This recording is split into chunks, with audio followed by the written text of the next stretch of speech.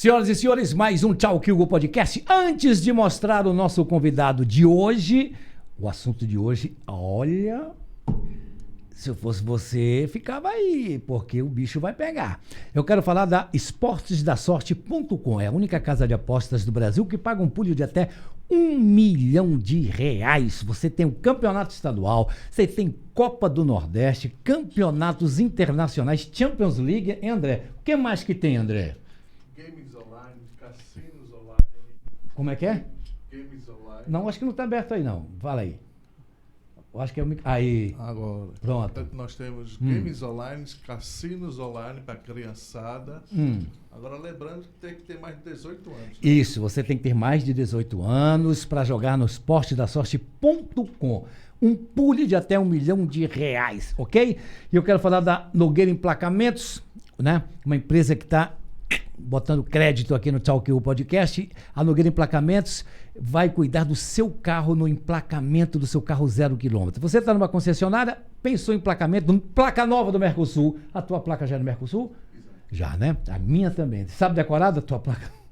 Não sabe não. Ninguém sabe decorar da placa do Mercosul. PCM 926. Não é não. Tá chutando. É mesmo, é? Pô, então a primeira pessoa que sabe a placa do Mercosul. Você tem para pagar a primeira parcela do IPVA. Ah, do IPVA, tá certo. Tá certo. Então Rapaz, você... prevenido, rapaz. Deixa ele, Paulo. Nogueira Emplacamentos, tá aí o telefone no seu vídeo, você procura Nogueira Emplacamentos para segunda via de CRV, transferência de propriedade de veículo, você não precisa ir ao Detran. Temos o serviço de motoboy. O motoboy vai até a sua casa, pega todos os seus documentos e resolve para você lá no Detran. Você não enfrenta fila, não enfrenta absolutamente nada. Nogueira Emplacamentos. Obrigado aí ao Wendel e também ao Jonas, responsável pelo marketing da Nogueira Emplacamentos. É? Ah, o QR Code. Tem um QR Code aqui, Paulo. Tem o nosso QR Code aqui, você segue aqui, vamos lá, QR Code, segue, se inscreva no nosso canal e também dá um like. Dá um like. Se você der dislike, o seu dedo vai apodrecer e vai cair no meio da rua. E outra também, você que gostou da entrevista, que você assistiu aí no YouTube ou na TV Nova, que foi retransmitido, você que gosta da entrevista, você pode compartilhar também essa entrevista para alguém que interessa, que esse assunto é para aquela pessoa. Isso. Também. Compartilha também. Então compartilha a nossa entrevista, dá lá, compartilha aí, pessoal da TV Nova também. Nosso programa é retransmitido para todo o interior de Pernambuco pela TV Nova Nordeste. Tá bom? Pô, fala pra caraca. Falar é um dom, Paulo Vieira? Rapaz, é um dom. É um dom. É um dom. E principalmente quando você fala bem, né? Você tem um dom da oratória, aí a coisa fica mais fácil. A dicção, tudo. Mas no teu caso, a gente vai falar sobre hipnose, tá? O hipnoterapeuta, ele tem que ter o dom da palavra também para convencer. Na verdade... Tem essa técnica ou falei besteira? Vamos lá. Vamos começar do zero. Vamos começar do zero. Do zero, rasteirinho. Porque quando se fala em voz, é o meu assunto, né? Com certeza. Mas isso é um dom, cara. Isso é um dom da palavra. Isso é muito importante. Só que quando a gente entra nesse ramo da hipnose, primeira coisa, a gente tem que saber o que é hipnose. Se a gente não entender o que é hipnose, a coisa pode entrar no misticismo, porque a hipnose ela já vem estudada desde os primórdios da humanidade. Você tem relatos do uso da hipnose pelos egípcios, pelos gregos, pelas civilizações sumérias. Então, a hipnose, a princípio, era muito utilizada nas questões dos rituais cabalísticos, era muito utilizada na questão mística do processo. Até ser entendida o que era a hipnose, ou seja, a partir do século XVII, XVIII, que começa com o movimento com Mesmer, que ele começou a utilizar a ideia de existir um fluido universal e que esse fluido poderia magnetizar as pessoas. Então, o processo do mesmerismo é o que hoje a gente tem como base como o passe do espiritismo, ou seja, o esfregar as mãos e colocar e transmitir fluidos. Isso é um processo dos primórdios da hipnose. Ou seja, ao início da hipnose, no caso, indo para o lado mais científico, ela tem-se pela ideia do Mesmer, onde ele acreditava que o magnetismo poderia ser utilizado para influenciar pessoas. Então, até então, a hipnose ela era tratada mais como um processo da manipulação, do envolvimento, sem o cunho terapêutico. E é óbvio que de lá para cá a gente carrega essa informação e sempre tem esse resíduo. Por exemplo, quem não lembra daquele comercial da década de 90 do compre batom, que o cara pegava lá o pêndulozinho, compre batom, compre batom. Ou então os trapalhões com o Didi falando de popotizar, né? O pica-pau. O pica-pau que botava lá, vou hipnotizar você, e pegava lá o Zé Curubus, vou te hipnotizar e agora você vai fazer tudo o que eu quiser. Então existe uma crença e que a hipnose ela tem esse controle mental, esse domínio, que as pessoas vão ficar fazendo coisas que não querem. E é natural que você vai lá, assiste um vídeo no YouTube, em qualquer outro meio de comunicação, e vê pessoas fazendo um tipo de hipnose, que é a chamada hipnose de palco, a hipnose sugestiva, de uma pessoa, como foi dito aqui, comendo uma cebola, pensando que é uma maçã, a pessoa ficar com a mão grudada ou fazer algo que não queira. Aí vira espetáculo. Isso. Tanto é que ela tem essa premissa como hipnose de espetáculo. Das pessoas era utilizada mais para fazer graça. Né? Dave Elman, que é um grande hipnólogo da década de 60, ele era muito conhecido nas rádios porque ele utilizava a hipnose durante seus espetáculos. Então, chegava lá e vou te hipnotizar, vou fazer a pessoa dormir, vou fazer a pessoa fazer algo que é inconsciente. Porém, isso não é terapêutico. Ou seja, isso não tem o cunho terapêutico. É só hipnose que você tem da sugestão. Que a gente vai falar já da diferença de uma para outra. Tá? Mas quando eu falei contigo logo no começo do nosso bate-papo aqui, tu falou dos primórdios, etc. e tal. Comunicação, a hipnose é comunicação mais visual, a coisa visual, ou coisa da fala, da voz? Uma está interligada com a outra? Sim.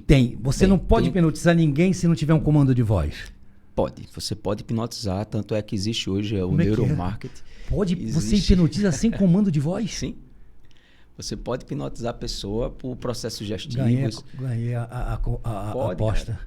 Porque vamos fazer o seguinte, Hugo. Sem comando de voz?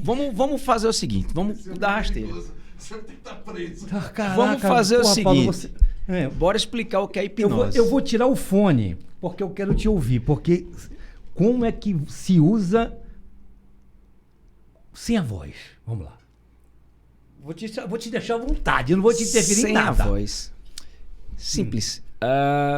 Hugo, eu não vou falar nada, mas eu quero apenas que você não pense no rato. E aí? Pensou o quê?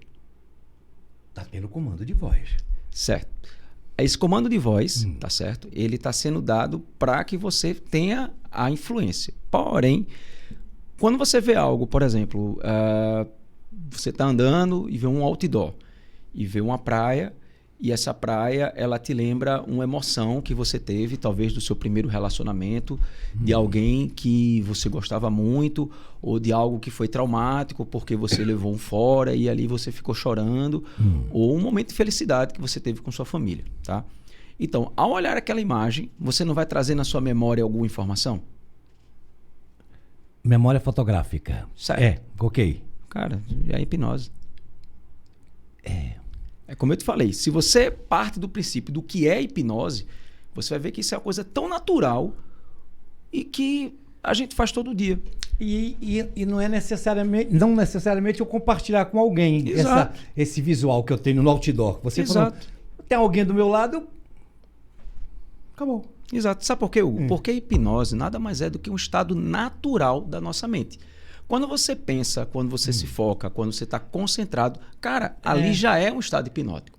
Porque nossa mente, quando a gente pensa na estrutura cerebelar, o nosso cérebro ele envia padrões de ondas, alfa, beta, gama, teta, e cada onda dessa está associada a um tipo de função que a gente vai ter. Então, por exemplo, quando a gente está no estado de atenção, você tem uma onda alfa. Quando você está no estado de sugestibilidade, essa onda alfa ela muda a frequência dela e vai para a onda teta. Então, é nesse processo que você está mais sugestivo, a uma aprendizagem, por exemplo, como um professor em sala de aula, dizendo, preste atenção, isso aqui é importante para você. Isso tudo está fazendo com que a mente subconsciente da pessoa entenda que aquilo é importante. E isso é um estado de hipnose. Então, se a gente entende que hipnose nada mais é do que foco, concentração, um estado natural da mente, você vai ver que você entra e sai de hipnose várias vezes no dia e nem percebe. Eu não preciso chegar para você e dizer, Hugo, pense no rato. Aí você diz, eu não vou pensar no rato. Não tem como. Porque você tem uma imagem de rato na sua mente. Tá? Mas se você chega e vê uma paisagem, vê algo e te traz a memória sobre alguma coisa, aquilo ali você já estava hipnotizado. A diferença é que as pessoas associam a hipnose a o quê? A um controle, a uma manipulação, a uma ideia de que você vai estar sujeito a alguém controlando você, coisa que não existe. Caraca, velho. Porra, faz sentido? Faz sentido. Deixa eu te fazer uma pergunta. Já aconteceu contigo de, por exemplo, estar aqui no estúdio e aí você fica ali pensando, olhando pro teto, sem nada, e o cara diz, Hugo, eita, tu estava onde? Eu estava distante. Ali é um estado de hipnose. Quando você está estudando, quando você está lendo um livro, quando você está vendo um filme. Deixa eu te fazer uma pergunta. Você que é uma pessoa que trabalha na meio de comunicações, já fez novela, já participou em tudo. Tu já chorasse por algum filme, ou já se emocionou, já ficou irritado, já se chateou com alguma coisa? Agora, coisa pessoal. Eu só choro quando eu estou só. Eu só expresso meu sentimento. Vai falar sobre isso. Só expresso, eu só expresso o meu sentimento. Se tiver minha filha, a Rebeca, ao meu lado, vendo o filme, eu me controlo, mas não choro. Mas quando eu tô só em casa, que eu moro só, cara, eu choro pra caramba. Muito. Chorei agora há pouco tempo com um filme chamado Destino de Hoffmann. Uma história de um judeu no tempo do Holocausto, que ele conseguiu fugir. Eu chorei demais. Mas eu sou um cara que quero chorar só. Não quero que ninguém tenha pena de mim. Pronto. Com certeza. A gente vai falar sobre isso, tá? Mas deixa eu te fazer uma pergunta. Aquele filme foi feito para Hugo chorar? Mas foi endereçado. Aquele filme, ele chegou assim, o diretor, o produtor disse, vamos fazer esse filme aqui porque tem um cara lá no Recife que tem 61 anos, 62, e ele vai chorar vendo esse filme sozinho. Você sabe que aquele filme dali, ele conta a história verídica, mas você sabe que aquilo são atores, que aquilo dali é um cenário, que aquilo dali são pessoas contracenando uma cena. Aí, então, Paulo, por que a escolha do filme? Se eu tenho vários filmes na Netflix, por que eu escolhi este? Sem saber o enredo, sem saber nada. Não sabia o que era Hoffmann, Destino. Não, mas essa questão da escolha... Essa escolha, para aquele filme, se você tem assim 300 filmes... Sugestibilidade. Você pode, às vezes, ter a Netflix influenciando, ela aparecer um determinado momento no perfil das sugestões que você tem. Então, são coisas assim que você pode ver, ou então simplesmente achei interessante, algo me chamou a atenção, ou porque você gosta de filme de época, que fala da Segunda Guerra Mundial. É o que você falou no começo... sobre imagem. Pô, eu vi a imagem de um velho, que é o Hoffmann, era um ourives. Assim, a imagem do filme, o cartaz do filme, que me chamou a atenção. Isso não me falha a memória, aquela novela que você fez na... Era o Ourives também, né? né? Cara, por isso que aí eu ia entrar nisso. Será que não tem... Sim. Vai lá no HD? Sim. Cara, que doideira essa vida. Meu. Ou seja, algo lhe conectou, mas o que tem interessante é que você sabe que aquilo dali é uma novela, e você já participou, você já esteve atrás das câmeras, você sabe como é o mecanismo de gravação várias vezes. Tá errado, vamos fazer outro take, gravar de novo. E você sabe que aquilo dali são atores que estão contracenando. Mas a partir do momento que estou do outro lado, que eu olho e que eu vou chorar, e que eu me emociono, que eu me irrito, que eu tenho uma raiva, ou que eu tenho uma felicidade, isso é um estado de hipnose. Porque eu me conectei com aquele filme. Então, isso é onde eu queria.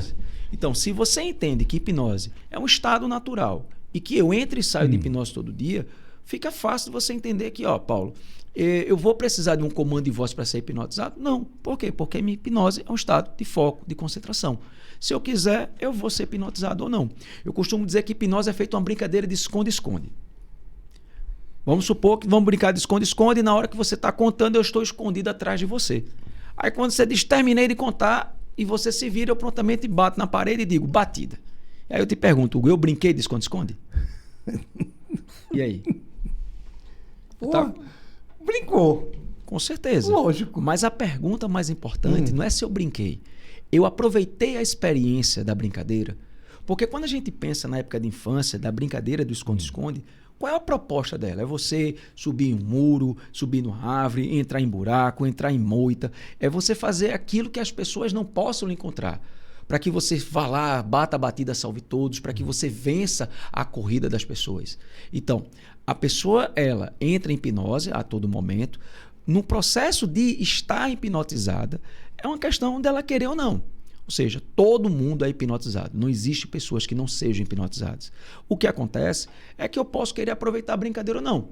Então, se eu entendo o que é hipnose, se eu tiro todos os meus medos, se eu entendo o que ela faz, se eu entendo que a pessoa que está do outro lado é uma pessoa séria, que vai conduzir de uma maneira ética, profissional, que vai fazer com que toda a experiência ela seja feita de uma forma suave, tranquila, sem me expor em determinadas situações.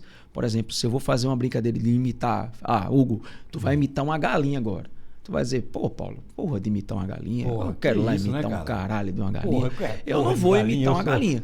Então, ninguém no mundo, Hugo, não há hipnólogo, hipnoterapeuta que vai te hipnotizar para tu fazer imitar uma galinha. Por quê? Porque seu subconsciente entende que aquilo dali você não quer fazer. Então, existe na nossa mente algo chamado de fator crítico, que ele vai determinar aquilo que você faz ou não. Então, se eu aceito participar da brincadeira, se eu quero interagir, se eu me permito aquela situação, cara, tu vai ter uma experiência incrível, maravilhosa, que você vai ver algo que só vivenciando é que você vai poder dizer, porra, Paulo, eu entendi o que é hipnose. Mas se eu tenho medo, se eu não me permito, se eu entro num processo como se fosse uma disputa, de dizer assim, quero ver se esse cara é bom. Ele disse que é hipnólogo, me hipnotiza aí, boy. Eu nem faço. Por quê? Porque eu sei que aquela pessoa, ela não vai ser hipnotizada. Porque para ser hipnotizada, a pessoa tem que se permitir. Ela tem que aceitar. Se eu aceito, se eu entendo, a coisa flui. Regressão. Posso falar de regressão? Oxe, vamos embora. Tá, deixa eu falar uma... Regressão de quê? De vidas passadas? Vidas passadas. Eu vou te contar uma história. Rapidinho aqui. Só pra... Tá. Primeira vez que eu fui no Maracanã, eu fui assistir Flamengo e Botafogo. Tu lembra um jogo que teve, Campeonato Brasileiro, que a arquibancada caiu? Lembro. O pessoal morreu gente, etc. Eu cheguei cedo no Maracanã. E, Paulo, a sensação que eu tinha, eu já tinha ido no Maracanã. E eu conhecia tudo. Eu conhecia onde era o museu, eu conhecia tudo no Maracanã. Que doideira, isso eu nunca vi no Maracanã. Eu conhecia tudo, sabia onde era a torcida, sabia onde era a lanchonete, sabia tudo no Maracanã, toda. Aí eu fiz uma regressão. Sabias que eu participei da construção do Maracanã em 1949, em 50, a inauguração? Mas aí, você chegou a fazer alguma terapia para... Foi, lá em Belém. Pô, que massa, cara. Cara, se tu estava no Maracanã, construíste o Maracanã e participaste do Brasil e Uruguai como convidado. Todos os operários do Maracanã em 1950, no Brasil e Uruguai, você foi um dos convidados, porque trabalhou na obra. Porra, velho. Olha como me arrepiou desse negócio. Velho? Arrepiou todinho agora, hein? Oxê! É vero, velho? Bom, vamos lá. Quando a gente entra nessa questão da regressão... Tu não acreditou muito, não? Não, é porque é o seguinte, a regressão, eu fico, como terapeuta, eu tenho que ter a sensibilidade e o cuidado de entender que as pessoas que me procuram, elas podem ter de vários tipos de religiões. Então, quando a gente pensa na questão da regressão, a regressão ela é mais direcionada à cultura espiritualista, espírita, de acreditar numa vida após a morte e de acreditar que você vivenciou. Se a pessoa ela tem essa crença, cara... É verdade. A pessoa chega para mim e diz, Paulo, eu não acredito em vidas passadas. Cara, então tá bom, eu concordo com você. Eu como terapeuta, eu tenho que ter esse cuidado de dizer assim, você aceita isso? Aceito. Então, massa, vamos seguir nessa linha de ideia. Só adendo, eu não sei, não me recordo agora, se ele era hipnoterapeuta ou não, tá? O que fez a regressão, não lembro. Porque eu vou te explicar o seguinte, aí a gente sai um pouquinho da hipnose e a gente vai entrar em neurociência, que é onde o nosso cérebro que ele traz essas informações. Deixa eu te fazer o seguinte, vou te fazer 3 perguntas e eu queria que você me respondesse de maneira rápida, objetiva, a primeira coisa que vem na sua mente. Pode ser? Bom. Ok, maravilha. Hugo, primeira pergunta que eu vou te fazer, não pense, só responda. Carro vermelho. Qual é a primeira coisa Ferrari. que vem na tua mente? Maravilha. Segunda pergunta, girafa. Pescoção grande. Maravilha. Terceira pergunta, papiamento. Voei. Papiamento. E aí? O que é que vem na tua mente? O que é papiamento? Exatamente. Deixa eu te explicar. A nossa mente, Vai ela deixar armazena doido aqui. informação desde a barriguinha da mamãe.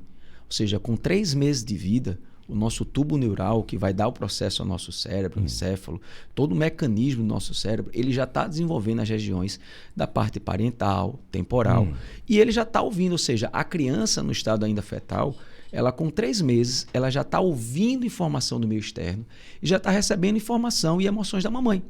Então, a mamãe está feliz, a emoção da mamãe vai para a criança.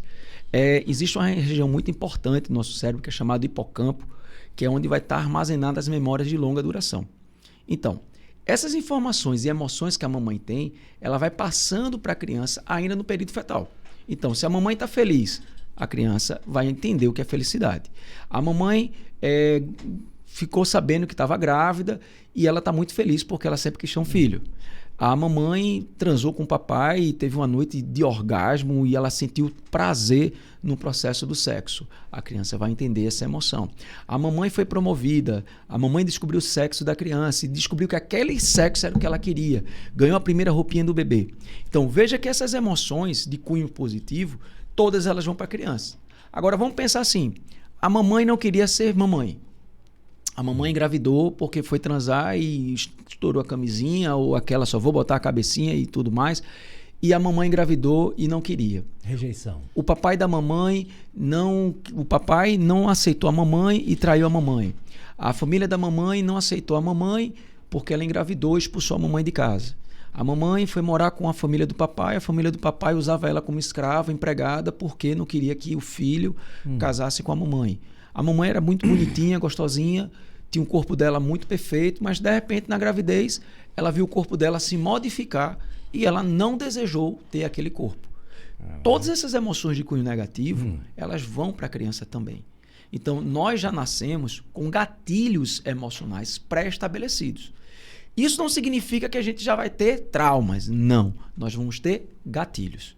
Esses gatilhos, Hugo, eles vão sendo estimulados e reforçados ao longo de nossas vidas, criando mais ou menos como se fosse um emparelhamento. É como se fosse várias linhas que se entrelaçam e se conectam, gerando o que a gente chama de teias de emoções. Mas quem reverte esse quadro? Então, quem é que vai reverter esse quadro de uma criança que nasceu, ouviu tudo?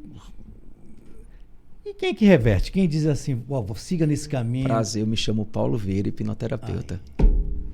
Mas a partir de quando você trabalha com isso? Então, vamos lá. Nosso cérebro, até 10 anos de idade, de 0 até 10 anos, ele é um cérebro literal. O que significa isso? Ele entende o que está acontecendo, ele vivencia, ele participa, ele tem memórias do que acontece, mas ele não tem a racionalização do que está acontecendo. Eu vou te dar um exemplo. Hugo, imagina você com 4 anos de idade, e aí você vai botar o dedo na tomada. E aí seu pai estava sentado, lendo o jornal, vê você botando o dedo na tomada e grita: Hugo! Sai daí, menino! Tira o dedo da tomada!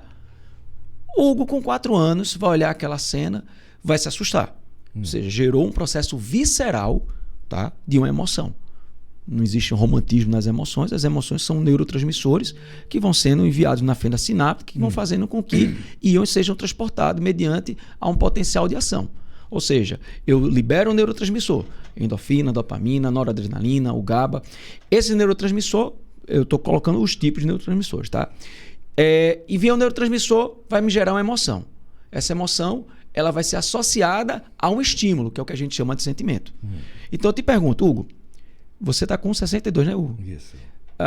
Papai que gritou com você, papai te ama? Me amava mais, muito. Então, será que o papai, quando viu a criança botar o dedo na tomada, será que ele não pode ter se assustado e sabendo que botar o dedo na tomada poderia matar a criança? Então ele sabe que aquilo mataria. Então faz sentido que o grito dele é um grito de amor? É de precaução. Exato. É um grito de precaução. Não faz...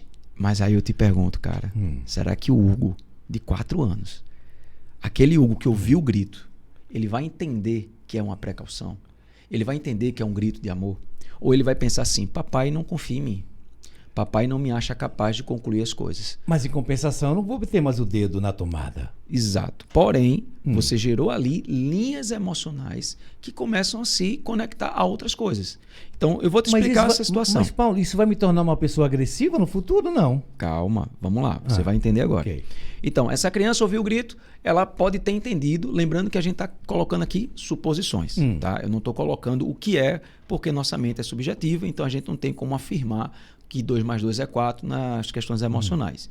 Então, essa criança ouviu o grito do papai, ela pode pensar assim, poxa, papai não me ama, papai não acredita em mim, papai não me acha capaz, papai me excluiu de algo que eu fazia, eu não me sinto capaz de concluir as coisas que eu quero fazer. E isso gerou um gatilho emocional, ok? Agora imagina essa mesma criança com 11 anos de idade, indo para a escola e sofrendo bullying na escola. O que é o bullying? O bullying é um processo de exclusão. Porque, de certa forma, existe um grupo que não está lhe aceitando, que está brincando com você. Tudo bem que a gente entende racionalmente que isso é uma brincadeira, que todo mundo tira onda, que é uma brincadeira de mau gosto. Porém, a gente entende que, quando a gente era criança, a gente passou por isso. Dessas brincadeiras que as pessoas falavam com a gente. Porém, a gente sabe que isso faz mal. Aquela criança, quando tem esse processo de exclusão, ela vai conectar essa linha de emoção da exclusão da brincadeira do bullying com a exclusão do pai. Você vai entender já aonde a gente vai chegar. Imagina agora, Hugo, essa criança com 16 anos, vai para uma festa, arruma uma namoradinha e vai para a festa com essa namoradinha. Chega lá, essa namoradinha trai ele. Arruma outra pessoa. Caramba. Ele foi traído. Ele foi excluído do relacionamento. O que eu quero te mostrar aqui são linhas emocionais que são de ações diferentes, mas se conectam pela a premissa delas, que é o processo de quê? De exclusão. Então, a criança, ela quando vê a exclusão do relacionamento, o fim do relacionamento, ali ela pode ativar uma linha emocional, como se fosse uma reação em cadeia. Da emoção primeira, premissa, a emoção do pai, a emoção do bullying e a emoção do abandono.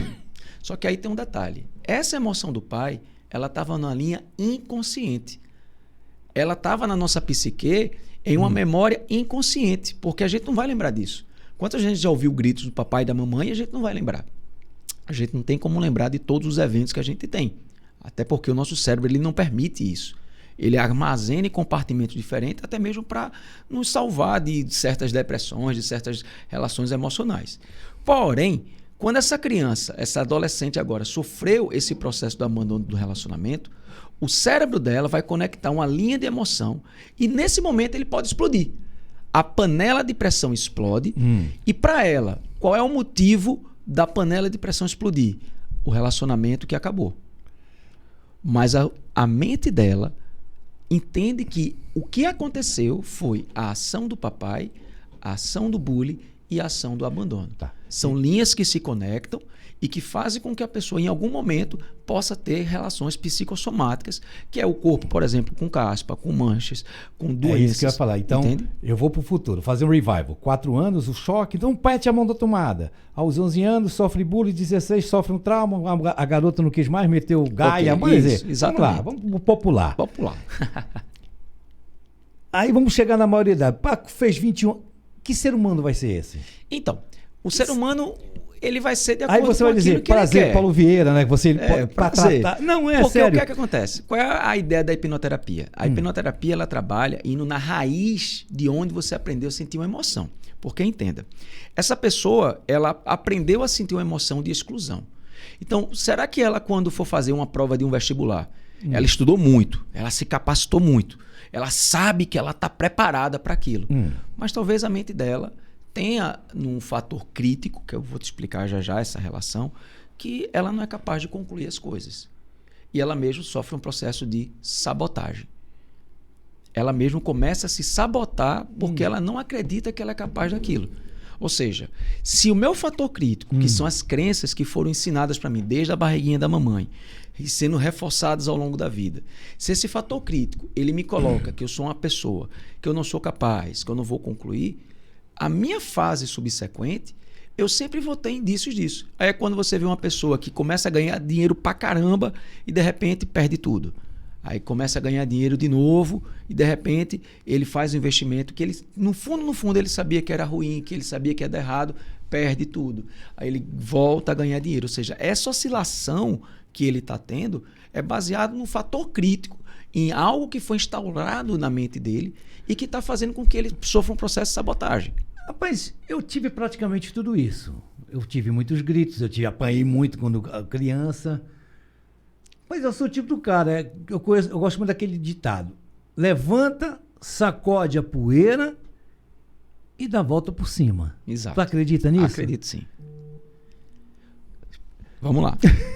A gente levanta Cara, e dá a volta por tanta cima. porrada na vida, Paulo. Mas essas porradas que a gente está levando, em alguns casos, elas são por um processo de sabotagem que nós mesmos fazemos. Eu vou te dar um exemplo. Vou pegar uma outra situação. Imagina uma criança com 6 anos que está vendo a mamãe chorando porque está tarde da noite e papai ainda não chegou. E papai, ele arromba a porta, chutando, batendo a porta. Ele chega embriagado, ele chega com aquele cheiro de cachaça. Você vê que ele estava num prostíbulo, você sabe que ele estava ali com marca de batom, na farra, com cheiro de sexo. Você vê que ele estava com aquele cheiro de alguém que transou a noite toda, que bebeu, que farrou a noite toda. Ele chega em casa, a mamãe vai reclamar porque ele chegou tarde da noite, porque ele está gastando as economias da família, com bebida, com cachaça, com prostituição. E aí esse rapaz, esse homem vai, bate na mamãe e começa aquela briga. E a criança está vivenciando isso tudo, tá? A criança ela pode intervir, ela pode se jogar na frente, apanhar também. Porém, o que é que acontece? Na mente dela, quais são os nossos pilares de construção edipiana, ou seja, o complexo de Édipo que nós temos? É o pai e a mãe. Ou seja, a nossa estrutura familiar, ela é sempre o pai e a mãe. E mesmo que a pessoa tenha 2 mamães ou 2 papais, o nosso subconsciente, ele vai adotar alguém para ser o pai ou a mãe. Não temos como fugir desse ciclo familiar. Então, até famílias homoafetivas que são compostas por 2 homens ou 2 mulheres, a criança ela vai adotar um dos 2 para ser o pai e um dos 2 para ser a mãe. Não necessariamente o pai o mais robusto, o mais grosso. Mas a ideia do que ser pai não tem mais a ver com a questão do gênero masculino. Tem a ver com aquilo que o pai ele vai propor. Ou seja, o vigor, a força, a questão da manutenção da família. A mãe, a mulher, ela está mais associada ao quê? A questão emocional, a questão do apoio, apoio sistemático, da relação dela com a família. Essa é uma estrutura que a gente tem mais antiga. Hoje em dia isso muda muito, tá? O que é que essa criança vai fazer? Ela vai escolher um para ser e o outro para reproduzir. O subconsciente dela sabe que aquilo é o papai, sabe que aquilo é a mamãe. É a referência máxima dela. Essa criança cresce e essa criança chega e diz, olha, eu não quero um homem safado. Porque eu sou uma mulher que trabalha, eu sou uma mulher que independente, eu não aceito homens que sejam manipuladores, porque meu pai, ele era um canalha, ele batia na minha mãe e tudo mais. Beleza. Essa pessoa arrumou um homem maravilhoso. Um cara fiel, bonito, com dinheiro, que trata ela super bem. Quando essa emoção, essa situação da vida dela vai para o subconsciente dela, o fator crítico vai chegar para ela e vai dizer, bom, vê só, eu não reconheço esse padrão de pessoa.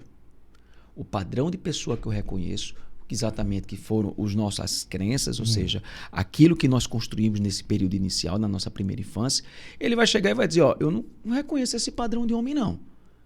Esse padrão de homem não é o padrão que eu reconheço. Por quê? Ela está sendo a mãe e querendo reproduzir o pai. E aí ela vai começar a gerar pequenas sabotagens. Ah, mas porque o dedo desse cara é troncho, porque ele tem um cabelo na orelha. E a pessoa, de forma inconsciente, ela começa a gerar pequenas situações que vão fazer com que ela estrague o relacionamento. Ok? Maravilha. Vem um fila da puta, um canalha que ela sabe que aquele cara ela vai se lascar. Mas ela olha pra ele e diz aqui, me apaixonei. Porque ela se apaixona por pessoas que têm essa estrutura. Porque ela está vendo naquela pessoa a imagem de quem? Do pai. Ô Paulo, traumas também, como um pai alcoólatra, tem traumas pro bem. Sim. Eu vou te explicar. conheço vários amigos que detestam bebida alcoólica. Porque aí eu pergunto, por que tu não bebes? Porque eu tenho um exemplo lá em casa. Exato, exato. Não detesto. Tem traumas também que as pessoas, apesar de ser jovem, entram no HD ou no subconsciente para dizer, jamais eu vou meter uma gota de álcool na boca. E realmente eu conheço vários amigos. Sim. E não tem um problema trauma nenhum. Que virou pro bem. Pronto. Não sei se eu estou certo em falar isso. Porque quando a gente fala da questão de Caraca, eventos. Que doideira isso, lembra, velho. a nossa mente é subjetiva. Pois é. Então não existe uma via de regra. Então, por exemplo, isso que eu te citei aqui não é algo que vai acontecer com todo mundo que passar por isso. Há casos e Ou casos. seja, né? a pessoa, eu estou colocando uma situação que pode ilustrar o que a gente chama de meu dedo podre. Porque o que é que acontece? A nossa mente, ela tem o poder de modificar o meio.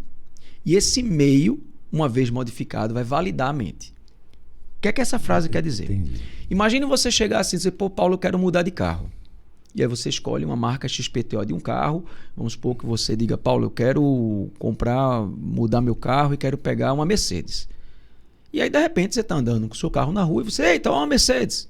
Eita, olha a Mercedes. Eita, olha aquela Mercedes ali na frente. Ou seja, a pergunta que eu te faço é, essas Mercedes foram materializadas, veio do Divino Espírito Santo e, essa Mercedes está aqui? Não. Elas sempre estiveram lá. O que acontece é que quando você mentalizou que você queria aquele objeto, a sua mente ela começa a se focalizar no instrumento de desejo que você quer, que é a Mercedes. E uma vez que você veja a Mercedes, ou seja, uma vez o meio modificado, valida a minha mente. Aí eu vou dizer, tá vendo? Todo mundo tem. Quantas pessoas a gente conhece que são boas? Eu conheço muitas. E quantas a gente conhece que são ruins? O triplo. O triplo. Então, se eu foco a minha mente nas pessoas ruins, eu não vou ver as pessoas boas, porque a minha mente modifica o meu meio. Então, uma pessoa boa aparece na minha vida, eu não presto atenção. Mas veio uma pessoa ruim, eu vou dizer, tá vendo? Uma pessoa ruim. Porque a minha atenção vai estar nessa pessoa. E aí vem aquele mito do chamado dedo podre. Eu só atraio pessoas ruins. Não é que você só atrai, é porque o teu padrão de pensamento, o teu padrão de mente é aquelas pessoas ruins.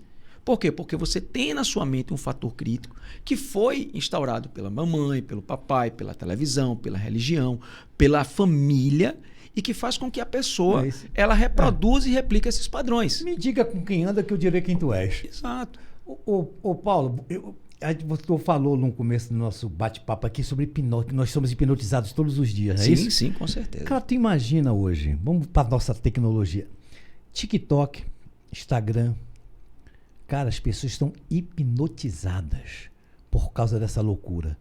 Existe uma questão de... Tu já viu como é o TikTok, não já? Já. É um trabalho de hipnose aquilo, você sabia disso? Uhum. Vai a fundo, que o TikTok é o seguinte, você conhece, você não passa 2 segundos, você já vira pro outro e fica assim, ó. Pode reparar isso. As pessoas estão loucas com isso. É assim, Paulo. Bom, o que acontece é que quando você é hipnose. Quando você vê um vídeo no TikTok, no Instagram, e que você passa o Reels, você ali está injetando pequenas doses de dopamina, ou seja, esse neurotransmissor. E que é estupidamente viciante, porque a dopamina é o neurotransmissor que está associado ao nosso sentimento do prazer. Então, será que o próximo vídeo vai ser bom? Será que eu vou gostar? Será que é um vídeo ruim? Peraí, eu vou passar aqui para ver. Então, essa passagem do vídeo, ela vai gerar esse estímulo, que é a dopamina. E isso gera um vício. É como você comer um chocolate. Por exemplo, por que estudar, a priori, não é tão prazeroso? Porque quando a pessoa vai estudar, ela tem sono, ela toca telefone, aparece pessoas do extraterrestre, disco voador, para tirar a pessoa dos estudos. Porque para gerar dopamina, você tem que ter estímulo, tem que ter o reforço, você tem que ter a premiação do processo. E o estudo, ele tem essa premiação a médio e longo prazo. Ou seja, eu estou estudando hoje e esse resultado ele vai vir daqui a um mês. A dopamina ela não vai funcionar a longo prazo, porque a dopamina ela é estímulos rápidos. Então, para que eu consiga ter esse estímulo, eu preciso fazer uma prova e me dar bem. Eu preciso abrir um livro e dizer, eita, eu sei fazer essa questão, eu tive clareza nessa questão. Aí sim ela tem um estímulo. É feito uma pessoa que vai para uma academia hoje e diz, eu quero malhar, quero ficar no shape, passa 8 horas malhando. E aí o que é que acontece? No outro dia, ela tá com dor e não vai. No outro dia, ela diz, hoje eu acho que vai chover. Aí o cara diz, pô, tá um clima, o céu tá branco. Não, pô, aquela nuvem vindo lá de Caruaru. Ou seja, a pessoa começa a criar justificativas e fica nesse hino. Vai um dia, falta 2, vai um dia, falta 3. Mas aí vamos supor que ela tinha aquela camisa que quando ela botava, a manga da camisa e o braço parecia um sino. Tipo esse sino aí, balançando assim, a manga no sino. Aí, de repente, a pessoa, não treinando tão bem, botou essa mesma camisa. E quando ela foi... Oxente, peraí, menino. A camisa tá acochadinha. Ou seja, quando ela vê o resultado, qual é a primeira coisa que ela vai fazer? Ela vai dizer, porra, meu corpo mudou. Ela vai começar a se olhar mais no espelho. Vou pra caiaca sem camisa. Ela vai começar a mudar a roupa que ela vai. Você vem numa academia, você sabe que é a pessoa que chega de primeira, que ela tá com roupa mais folgada. Vê um mês depois, se aquela pessoa com roupa folgada não tá com aquela camisa coladinha, justinha. Por quê? 40? Rapaz, passa muito rápido isso, velho. Ela vai entender que essa mudança do corpo dela é boa. Aí ela vai começar a pensar assim, pô, e se eu tomar um suplemento alimentar, será que eu vou melhorar? Eita, mas e se eu tomar um suplemento alimentar, eu vou precisar de grana. E eu não tenho essa grana. Mas se eu deixar de fazer tal coisa, eu vou ter essa grana. Ou seja, ela começa a pensar economicamente de como ela vai ganhar esse dinheiro. Ela vai começar a pensar assim, poxa, mas e se eu melhorar a minha alimentação? Eu melhorando minha alimentação, eu vou ter um melhor resultado. Então, ela vai parar de ter uma alimentação desregular. Então, o resultado a longo prazo dá esse estímulo mais permanente. O TikTok ele é rápido, ele é instantâneo. É hipnótico. Ele é feito exatamente para a pessoa ter esse estímulo e ficar ali. Porque enquanto ele está passando, ele está gerando investimentos, propagandas e tudo mais que você tem. Paulo, esquece do mundo, cara. Isso é hipnótico. Um TikTok para mim é hipnótico, cara. Você está falando com a pessoa está... assim, ó. Lembrando que a hipnose é um estado de imaginação e de pensamento. O que você falou. É hipnose. A gente é hipnotizado toda hora, a todo momento, a todo instante. Exato. Cara, eu queria falar rapidinho sobre fobia, brother. Vamos. Eu estou fazendo uma tese de pós exatamente nisso. Fobia, eu tenho um pavor de elevador. E de barata também, né, André? Eu tenho um pavor de barata. A hipnose entra onde? Na fobia? Vamos lá. Partindo do princípio que todos que você diz que hipnose muda a vida. Vamos lá. Lembra que eu te falei, qual é a premissa básica da hipnoterapia? Que aquilo que eu penso que é o meu problema, na verdade não é o meu problema, mas uma forma que meu subconsciente tem de externalizar uma demanda emocional que eu tenho.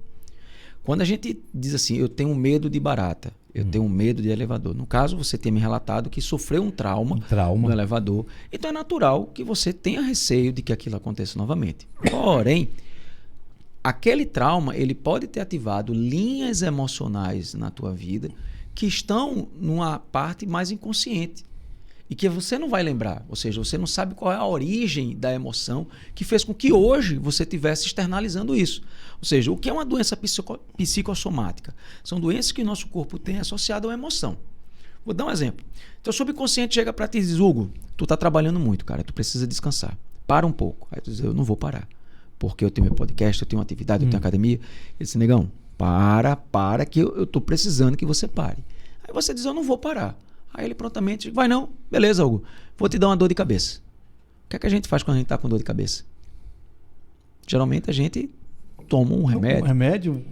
E ao tomar o remédio, a gente vai pra uma balada, a gente vai ir para um show, vai para algum lugar? Geralmente não. Geralmente a gente toma um remédio e vai o quê? Dormir e descansar. Ou seja, a gente vai fazer exatamente aquilo que nosso subconsciente quer. Então nós somos comandados como se fosse uma central de comando interior dentro de nós que comanda nossas ações. Certo, mas porque a minha consciência, não a subconsciência, a minha consciência, que eu leio um artigo dizendo que o elevador é o meio de transporte mais seguro do mundo. E por que isso eu não me conscientizo disso? Fator crítico, cara. Porra. Se eu sei que eu... Bicho, quantos elevadores tem agora? Deixa eu só te explicar rapidão. Para tu entender essa relação. A minha consciência não absolve isso. Segundo a linha psicanalítica, Freud, ele dividiu a nossa psique entre consciente, pré-consciente e inconsciente. Tá? Segundo Freud, a gente tem apenas 5% do que é consciente. Qual é a premissa da psicanálise? Trazer consciente o que está nessa base do inconsciente. Tá? Então, a psicanálise ela vai utilizar a livre associação, ela vai utilizar os atos falhos, ela vai utilizar os xistos, que é uma pessoa fazendo uma piada, mas, na verdade, essa piada tem um fundo de verdade. Né? Essa pessoa o psicanalista vai utilizar os sonhos, ou seja, a análise e interpretação dos sonhos, para entender esse inconsciente e dando indícios. Por isso que, numa sessão psicanalítica, geralmente o terapeuta está em silêncio, porque ele precisa da livre associação da fala, para que a pessoa, ao falar, ele diga, opa, mas espera aí, tu estava falando de tal coisa, por que você falou disso? E a pessoa vai começar a pensar sobre o que ela falou, trazendo consciente o que está inconsciente. Tá? David Klein, que é um dos hipnólogos mais renomados hoje em dia, ele trabalhou a mente um pouco diferente do que Freud ele tinha abordado.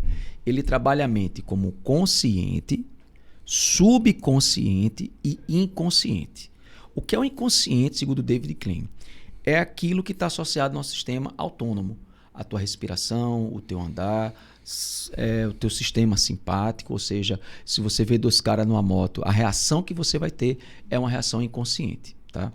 O nosso subconsciente, ele está moldado pelos fatores que a gente tem da vivência. Tá? Que foi a forma que teus pais te criaram, a influência que você teve na gestação e tudo aquilo que você teve como escola, igreja, religião e todos esses meios. Tá?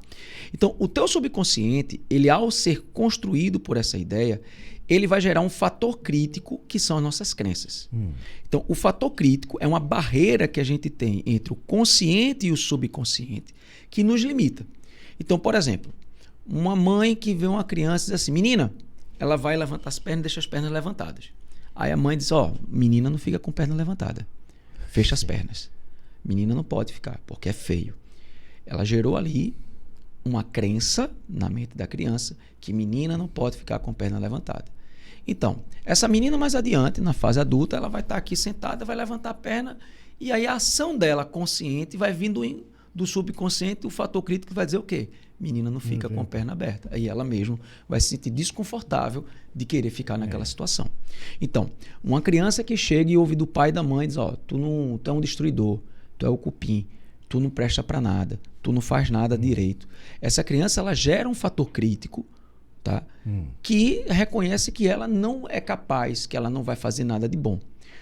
Conscientemente, na fase adulta, por mais que ela diga, não, porra, eu vou estudar, eu vou crescer, eu vou ser alguém na vida. Essa informação, quando ela vem para o subconsciente, que é onde tem todo o processo da nossa transformação mental, o fator crítico vai dizer, não foi isso que você aprendeu. Você aprendeu que você não presta, que você é um destruidor. E aí é onde gera o processo de autossabotagem. É quando a pessoa, como eu te falei, eu sou um empresário e de repente eu perco meu dinheiro. Eu estou num relacionamento e eu traio minha namorada, meu namorado, e desnecessariamente, porque você está aquela pessoa maravilhosa do seu lado, mas você traiu porque é um processo de autossabotagem. Porque o teu fator crítico, ele está dizendo que você não é apto, que você não é capaz. Caraca, velho. Muita gente, Hugo, muita gente... Eu vou entrar no elevador, essa porra. Não, a gente consegue. Deixa eu te contar um caso. Uma paciente minha. Te prepara, viu, André? Vou na sua casa agora, viu? Qual é o teu andar, André? O terceiro andar. Eu vou contar um fato, dois fatos para vocês. Duas pacientes minhas. A primeira chegou no meu consultório dizendo que tinha fobia de barata e que o medo de barata dela era tão grande que uma vez ela chegou na casa dela, ela morava só, ela viu uma barata na porta. E ela saiu gritando na rua, chamou a primeira pessoa que ela encontrou na rua, chegou um rapaz e disse, cara, tu pode matar uma barata na minha porta? E o rapaz disse, moça, você não me conhece. Como é que você tá me chamando um cara que você nunca viu na vida para matar uma barata na tua casa? E ela respondeu para ele assim, eu prefiro me arriscar contigo do que com uma barata. Essa pessoa ela fez o processo terapêutico comigo e no processo de regressão de idade, tá? O evento que gerou esse trauma dela foi quando ela tinha 2 anos de idade, que ela estava na roda de amigos e o irmão dela, mais velho, pegou uma barata de plástico e jogou nela. E as pessoas riram. Esse evento, ou seja, o epicentro das emoções dela, o que tu falou, foi o fato que fez com que ela começasse a ter um trauma. E aí eu te pergunto, quantas vezes a gente já viu uma barata? Quantas vezes a gente já viu filmes que barata é nojento? Então, esses reforços que a gente vai ter ao longo da vida vão fortalecendo a crença de quê? Que é barata, eu tenho medo, que eu tenho essa fobia. Então, o que é que a hipnoterapia faz? Ela vai ao evento onde você aprendeu a sentir essa emoção negativa e vai fazer um processo de reeducação, de sensibilização, de compreensão. É fazer a pessoa entender que aquele dali era uma barata de plástico. Não que seja amiguinha, porque barata realmente é nojento. Mas ela entender que ela não precisa ter o medo da barata ao ponto de impedir a vida dela. Aí eu te pergunto, Hugo, se hoje o Hugo adulto, ele tem medo de barata, e quem está alimentando essa emoção é uma emoção de um Hugo que tem uma idade XPTO, que está na tua linha inconsciente, que está em algo que você não lembra, que está alimentando o teu evento de hoje, faz sentido para ti que se a gente reeduca, se a gente faz uma dessensibilização desse evento, eu não preciso mais sentir o medo da barata.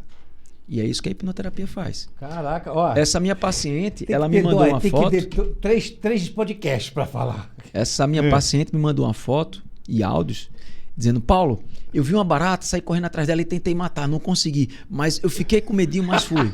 E depois ela me mandou uma foto com a barata do lado. Oxe, vai! Que é exatamente esse o processo. Ó, aqui quando tem barata, aí quem mata? Ó, outra paciente minha. Tá doido, porra. Essa paciente foi muito top. Na época eu estava atendendo num empresário da Rio Mar. Ele fala, não, porque top. Assim, eu tenho uma promessa para mim. Eu perdi meu filho ano passado, ele com 11 anos. Eu perdi uma filha também, você sabe, né? E assim, meu filho ele passou 57 dias na UTI. E foi um processo muito traumático porque meu filho era especial, eu era muito ligado com ele. Assim, minha vida foi totalmente modificada. Dedicado a ele. E dedicada a ele. Né? Após a minha separação, eu morava só. Eu fui morar só para que ele pudesse estar na minha casa e ter toda a assistência. E meu filho, ele, por mais problema que ele tinha, ele sempre mostrava uma paz. Isso sempre me inspirou. E a perda dele me fez um juramento de ser o melhor terapeuta. Não o melhor, digo, eu sou o melhor do que pessoas, mas ser o melhor para mim. De poder ajudar as pessoas verdadeiramente. De poder ver alguém que não está bem e dizer, eu posso te ajudar. Eu sou professor da rede estadual e eu tenho vários... Física. Física e matemática. Física. Hugo, eu tenho alunos que tentam suicídio, que são depressivos. E eu sei que uma pessoa dessa, ela não tem grana para ir buscar uma terapia. Ela não tem grana para ir buscar, e até mesmo o sistema não permite terapeutas apropriados para que ela venha a ter um trato dessa saúde emocional. É muito cômodo chegar para alguém e dizer, eu tomo um comprimido e você um psicofármaco e você vai ficar bom. Não vai. Você ali está tendo uma redução ou inibição de um neurotransmissor. Mas o problema ainda está lá. Então, muitas vezes eu pego meus alunos e eu convido, quando eu vejo a situação, eu peço muito a clareza espiritual para que me mostre. Se eu ver uma pessoa que eu sinto que aquela pessoa não está bem, eu chego para ela, converso, sondo e digo, vem cá, eu te dou a terapia. Porque não adianta você ser um terapeuta, atender as pessoas pensando apenas no dinheiro. Mas você tem que atender pensando no bem-estar, que aquela pessoa saia e diga, a minha vida ela foi transformada. Porque hipnose não cura. Porque não existe cura. A gente, quando fala de cura, a gente fala de doença. A hipnose ela vai te dar o livre-arbítrio. Ela vai fazer com que você tenha o controle da sua vida para que você diga, eu quero ter medo de barata? Quero. Então eu vou ter. Mas se eu não quiser, também foda-se. Eu tive uma paciente que ela tinha trauma de altura. E depois da sessão, a minha sessão ela dura em torno de 3 horas e meia, 4. Como é? Caraca, 3 horas? Porque eu vou fazendo, é um podcast. Eu vou fazendo um mapeamento emocional. Hoje em dia eu já uso neurofeedback, biofeedback. Desculpa, mas tu usa música? Não. Não, né? Porque não importa. Assim, não. A pessoa entrou na... A pessoa, olha, quando a pessoa faz um processo de indução, tá? Entrou no processo de indução, acabou, né, papai? Ali eu estou falando diretamente com o subconsciente dela. Ou seja, qual é a diferença? Só para dar tempo, posso te explicar? Pode, rapidinho. Qual é a grande diferença da hipnoterapia para outras terapias? É simples. Imagina a calçada quebrada da sua casa e você chama um pedreiro para consertar a calçada. O pedreiro foi lá, consertou a calçada. Meses depois a calçada volta a quebrar. E aí você, puto da vida, chama um pedreiro de novo. Porra, a calçada quebrou, ele foi lá e consertou a calçada. Calçada, meses depois, quebrou novamente, e você chama ele de novo, ele conserta a calçada, e meses depois quebra novamente. Aí eu te pergunto, tu tá consertando tua calçada? Não. Mas ele não te entregou ela pronta? Mas eu não preservo a calçada, pronto. A questão... o problema é esse, velho. É que existe... toda terapia é boa e é válida. Né? Eu nunca vou dizer que uma terapia não é boa, não. Muito pelo contrário. Mas existem terapias que ela trabalha mais a questão atitudinal. Mude sua conduta, mude sua forma de ser, que você vai melhorar. Eu sou fumante, eu vou chegar para o fumante e dizer, olha, pare de fumar porque o cigarro é fedido, o cigarro é ruim, vai te dar câncer. A gente sabe de tudo isso. Aí o fumante chega e diz, tá bom, sabe do que mais? Pega o cigarro, joga no lixo. Aí eu te pergunto, pelo lema da hipnoterapia, o problema é o cigarro? Aquilo que eu penso que é o meu problema não é o meu problema. O cigarro é uma forma dele externalizar uma demanda emocional que está na linha inconsciente dele. Ou seja, quando essa emoção que faz ele fumar for ativada, o subconsciente dele vai dizer, cadê o cigarro? Não tem. Aí, assim como a água, ela corre para o mar, nossa mente, ela sempre vai buscar um caminho para chegar à resolução dela. Ou seja, ela vai fazer um processo de transferência. Eu vou deixar o cigarro, mas eu posso morder tampa de caneta, eu posso roer unha, eu posso... E olha esse monte ali, ó. O doce, sexo, bebida. Eu vou transferir aquilo que eu usava para o cigarro para outras coisas. E é tão prejudicial quanto. Aí você chega puto da vida, sabe de que mais? Eu vou quebrar a porra dessa calçada. Aí você quebra a calçada e começa a identificar o que tem dentro da calçada. E aí você percebe que tem uma raiz de uma árvore que há muito tempo foi cortada, mas ela ainda está crescendo. E aí eu te pergunto, qual é a forma para você, de uma maneira definitiva, consertar a sua calçada? Tirar a árvore? Maravilha. Quem faz isso é a psicanálise e a prefeitura. A hipnoterapia. Pronto. A psicanálise e a hipnoterapia, elas fazem isso, porque elas são terapias que vão na raiz da emoção. Elas trabalham o inconsciente, segundo Freud, ou o subconsciente, segundo David Klein. A diferença das duas é o tempo, porque a psicanálise ela leva um tempo para que a pessoa ela leve a livre associação. A hipnose não. A hipnoterapia, com 1 a 2 sessões, a pessoa, comigo, a minha sessão, a 80% em média dos problemas emocionais que a pessoa tem, ela já é resolvida com uma sessão apenas. De 3h30, mais ou menos. 4 horas. Eu já tive sessão que foi 4h30. Cara, é o seguinte, Paulo Vieira, Instagram é Paulo Vieira? É Paulo Vieira Hipnose. Paulo Vieira Hipnose. Tá todas as informações lá, telefone. Tem fone, tem vídeos, tem explicação. Vídeo. Segue lá o Paulo Vieira Hipnose, tá? A direção do programa foi do nosso André Corte Real. Rapaz, isso aqui, ó. André, eu ia fazer uma brincadeira de hipnose com ele aqui, mas não tem tempo não, né? Aí tá certo. Mas a gente faz em outra situação. Mas a gente faz, mas tem, ó, esse assunto tem que ter 3 podcasts, velho. Daqui a um mês a gente traz o Paulo Vieira de novo. Não é, parceiro? Vamos embora, estou aqui à disposição. Paulo Vieira, hipnoterapeuta, psicanalista, professor de física e matemática. Também no estado. Só a última pergunta aqui, André. Rapidinho, responde. Qual é o teu relacionamento com Deus? Eu creio muito em Deus. É? E assim, eu nunca vou questionar os desígnios dele. A existência dele. Nunca. Muito pelo contrário. Na minha terapia, eu faço também um processo de aproximação espiritual.